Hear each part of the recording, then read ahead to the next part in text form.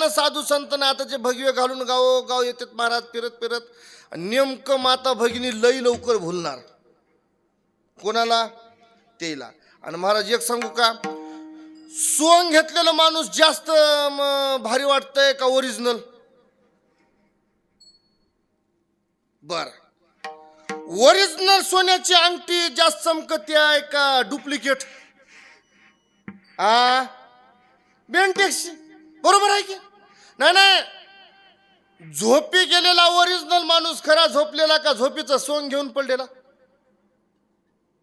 सोंग घेऊन पडलेला लवकर उठत, बरोबर आहे का नाही?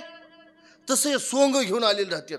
आणि ते मोठे नमरी ह्याला भुलवायला, माय माय तू लय चांगली आहेस माय, माय माय तुझा स्वभाव लय गोड आहे माय, माय तू सगळ्याच्या कामाला पडतीस पण तू या कामाला कोणी पडना माय. हर दिन मुलं दत्तावानी, वा, अरे तुला एक मुलगी आहे आणि एक मुलगी आहे माय, तू धर्म केला नाही. वै वै वै वै. वा मामा, तुम्हाला म्हणाय जमाले, मला सांगाय जमाले काय ना, हे बंद पडत तरी ते चालू राहते. ते मोठ्या नम्रीनं बोलत येत, माय तू सगळ्याच्या कामाला पडतीस पण तू या कामाला कोणी पडणार माय, माय तुझा नवरा लय चांगला आहे माय, अधून मधून मारतोय पण लय जीव लावते माय, माय माय तुझं पोरग लय चांगला आहे माय, मित्राच्या संगतीनं बिघडले नाही तर ते वागायला लय निक आहे माय, पण बाबा माहुरून निघाले तर आता नाशिकच्या कुंभमेळ्याला चालेत माय. 5 किलो गहू 5 किलो तांदूळ आणि 1500 रुपये दक्षिणा दे, काहीतरी साध तुझ्या नावानं साधू जेव घालतो, येणारा एक दिवस चांगला आहे असंच म्हणतात का? बरोबर आहे का? दादा गुरु मच्छिंद्रनाथ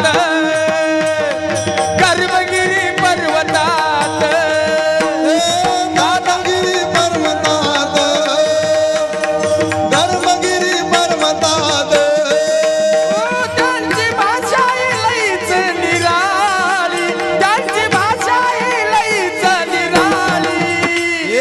बंगाली बंगाली बाबा बोलतो बंगाली, बंगाली बंगाली बाबा बोलतो बंगाली, बंगाली बंगाली दादा बोलतो बंगाली, बंगाली बंगाली दादा बोलतो बंगाली, बंगाली बंगाली.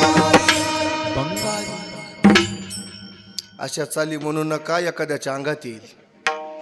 हा, ते एक मोठं सोंग झाले महाराज. अहो, ज्याच्या गळ्यानं माळी नाही त्याच्या अंगात देव यालाय. नाही नाही, आता हे भजनी टाळ कुटून कुटून किलोचे टाळ पाव किलोवर आले. कधी स्वप्नात सुद्धा आला?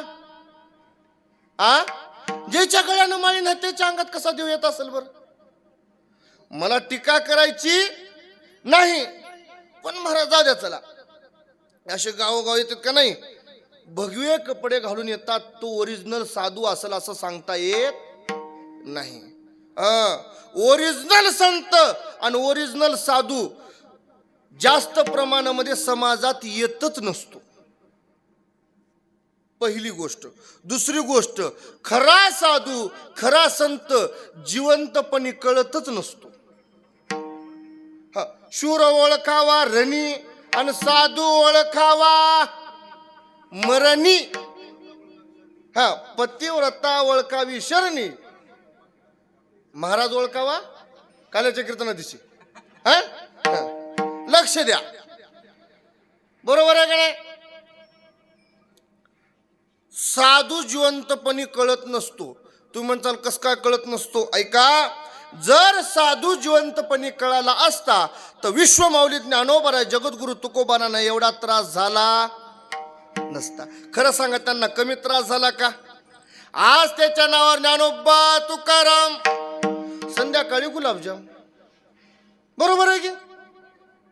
आज त्याचं नाव घेतलं तर हो का आमची आयश आहे. 4 व्हीलर गाड्यामध्ये फिरालो फक्त ज्ञानोबा तुकोबा नाव घेतल्यावर, पण त्यांना जिवंतपणी कमी त्रास झाला का? ऐका, पण एवढा त्रास होऊन सुद्धा जगाचं कल्याणच व्हावं हे ज्यांच्या मनात येतं त्याला साधू म्हणायचं. आपल्याला थोडा सुद्धा त्रास सहन होत नाही, शेजाऱ्याच्या धुऱ्याचा एक निस्ता एखादा झाडाचा फांदी जरी आपल्या धुऱ्याकडे वाकली तरी भांडणं सुरू, बरोबर आहे की? आणि आजकाल कोर्टामध्ये 50% भांडणं कशा निमित्त आहेत? धुऱ्याचे. इकडे एकरच्या एकर पडित आहेत आणि भांडणं कशासाठी? धुऱ्यासाठी. काय त्या धुऱ्याला पडलं की काय नाही की किती पीक येणार आहे की त्या धुऱ्याला. ऐका, याच्यासाठी भांडत बसू नका.